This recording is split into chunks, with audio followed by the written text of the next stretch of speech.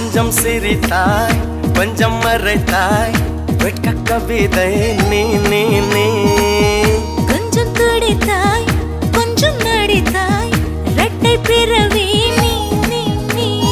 அம்மா அம்மம்மா என் தாயோட்டும் பேசாத மௌனத்தை நீயே சொன்னாய் அப்பா அப்பப்பா நான் யாரோடும் பேசாத முத்தத்தை நீயே தந்தாய் 5 வயது பிள்ளை போலே அச்சச்சோ பிச்சத்தாலே கொஞ்சி கொஞ்சி என்னை கொண்டால் பருவாயில்லை காதல் பிசாசே ஏதோ சௌக்கியம் பருவாயில்லை